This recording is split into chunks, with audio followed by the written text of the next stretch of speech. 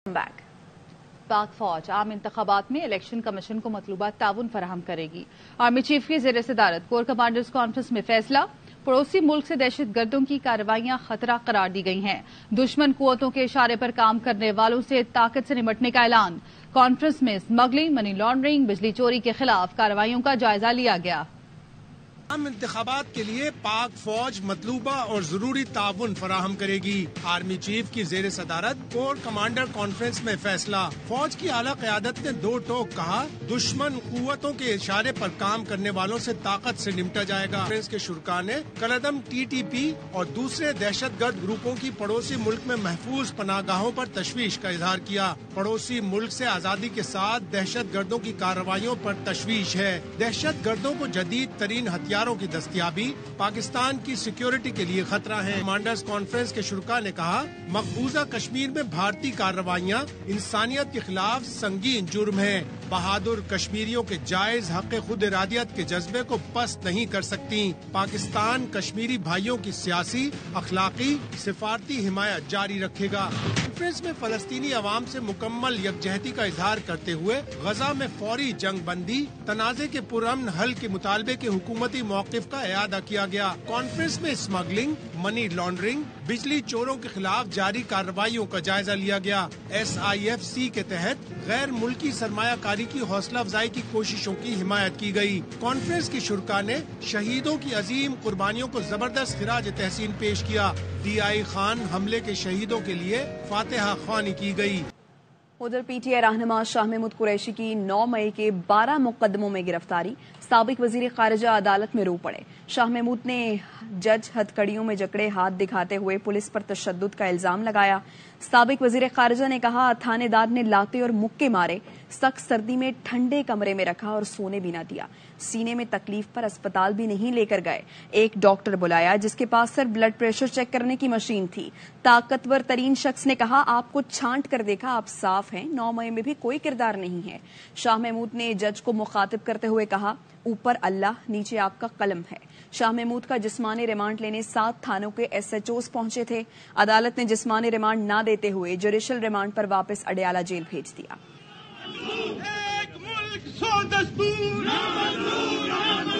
शाह साहब घबराए तो नहीं आप? नहीं चलो।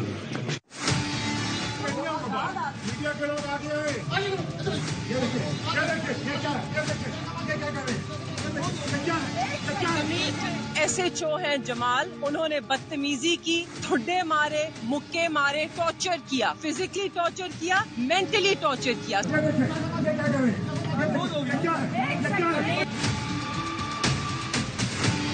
सारी रात सोने नहीं दिया, एक ठंडे कमरे में जमीन पे फेंक दिया। पानी तक नहीं था, ना पीने का, ना वुजू का, ना बाथरूम का। क्योंकि जब भी आंख लगती तो इन्होंने बत्तियां जलानी शुरू कर दी। बाहर कह लगाते रहे, इन्होंने बाहर शोर मचाया कि किसी तरह भी इन्हें 1 मिनट नींद का ना मिले। शाह साहब घबराए तो नहीं आप? नहीं चलो। आज मेरे वालिद थे वजीर खारजा, कल किसी और वजीर खारजा के साथ होगा, मगर जब ये वजीर खारजा जाकर एक इंटरनेशनल स्टेज पे पाकिस्तान का मुकदमा लड़ने आज के बाद जाएंगे तो लोग क्या सोचेंगे कि ये वो लोग हैं जिनको इनकी अपनी रियासत इज्जत नहीं देती। शाह महमूद की गिरफ्तारी की मजम्मत करता हूं, क्या वो अपने बयानात की मजम्मत करेंगे? Chairman peoples party Bilawal Bhutto ने कहा कि आसिफ जरदारी की गिरफ्तारी पर कहते थे इदारे अपना काम कर रहे हैं। क्या शाह महमूद ने सियासी इंतकाम पर अपना मौक़िफ़ तब्दील कर लिया? शाह महमूद साहब का गिरफ्तारी है, मजम्मत पहले भी करते थे, आज भी करते हैं, मगर क्या शाह साहब ने अपना मौक़िफ़ तब्दील किया है या नहीं? सदर जरदारी को गिरफ्तार किया गया तो वो कहता था कि इंडिपेंडेंट इदारे काम कर रहे हैं। क्या अब शाह महमूद कुरैशी साहब समझते हैं कि इंडिपेंडेंट इदारे ने उनका गिरफ्तारी करवाए थे? कोयटा की इंसदाद दहशतगर्दी अदालत ने PTI कारकुन खदीजा शाह को जुर्म साबित न होने पर रिहा कर दिया। 14 रोजा रिमांड पूरा होने पर पुलिस ने खदीजा शाह को अदालत में पेश किया। इंसदाद दहशतगर्दी की अदालत के जज सादतुल्लाह बज़ई ने जुर्म साबित न होने की बिना पर खदीजा शाह को रिहा करने का हुक्म दिया। मुकदमे में खदीजा शाह की पैरवी सैयद इकबाल शाह एडवोकेट ने की। PTI की खातून रुकन को रिहाई के बाद लाहौर रवाना कर दिया गया। खदीजा शाह रिहाई के बाद बाहर मौजूद अपनी बेटी से लिपट गई। پورے ILF کی طرف سے آپ خدیجہ کی سالگرہ. اچھا ہیپی برتھ ڈے میڈم. آپ کو پورے ILF کی طرف سے آپ کو happy birth day. Islamabad high court نے ٹرائل کورٹ میں جاری سائفر کیس کی کارروائی روکنے کا حکم دے دیا. عدالت نے 9 گواہوں کے بیان خلاف قانون قرار دے دیے. تحریری فیصلے میں کہا گیا ہے کہ گواہوں کے ان کیمرہ بیانات قانون کے مطابق نہیں، لہٰذا ان کا جائزہ لینا ضروری ہے. محض پروسیکیوشن کی درخواست پر اوپن ٹرائل کو ان کیمرہ نہیں کیا جا سکتا.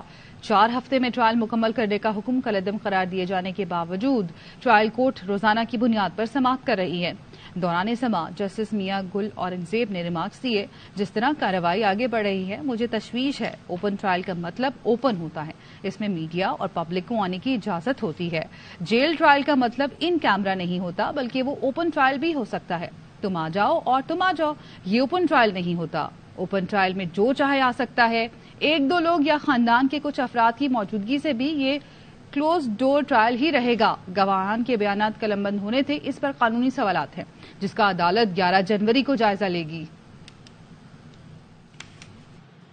پی ٹی آئی سے زیادتی نہیں ہو رہی، پی ٹی آئی کو پروجیکٹ کرنے پر کام ہو رہا ہے. پشاور ہائی کورٹ کا دائرہ اختیار اپنے صوبے تک ہے. نشان کے معاملے پر پورے ملک کا فیصلہ کیسے کر سکتی ہے؟ سربراہ JUI مولانا فضل الرحمان کہتے ہیں 2 صوبوں میں امن و امان کی صورتحال خراب ہے. انتخابی مہم کے دوران کوئی کارکن زخمی یا شہید ہوا تو ذمہ دار الیکشن کمیشن ہوگا. پتہ کیوں بنائی جا رہی ہے؟ پی ٹی آئی کے ساتھ زیادتی نہیں ہو رہی. پی ٹی آئی کو اس الیکشن میں پروجیکٹ کرنے کا کام ہو رہا ہے. پشاور ہائی کورٹ کے حدود پر اپنا صوبہ ہے. ایک صوبہ پورے ملک کے فیصلہ کیسے کر سکتا ہے کہ اس کو نشان دیا جائے؟ چیف الیکشن کمشنر صاحب کہتے ہیں 2 صوبوں میں امن و امان کی صورتحال خراب ہے. میں الیکشن کا طلبگار، میرا ایک کارکن اس انتخابی مہم کے دوران زخمی ہوا یا شہید ہوا، اس کا ذمہ دار چیف الیکشن کمشنر اور چیف جسٹس آف پاکستان ہوگا.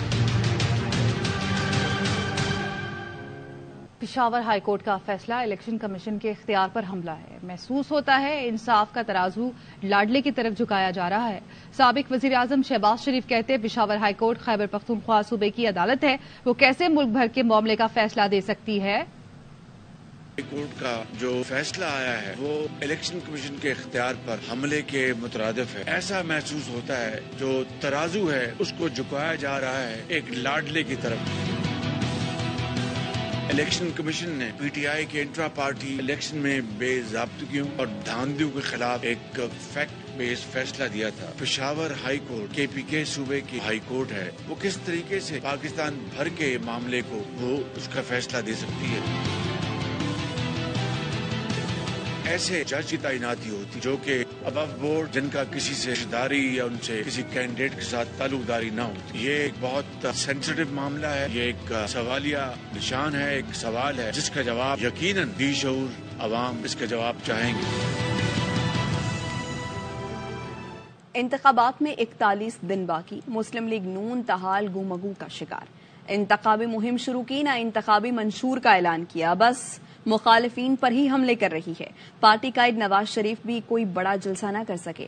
کیا مسلم لیگ نون کے پاس عوام کے لیے کوئی بیانیہ ہے؟ نون لیگ عام انتخابات کے لیے تیار ہے بھی یا نہیں؟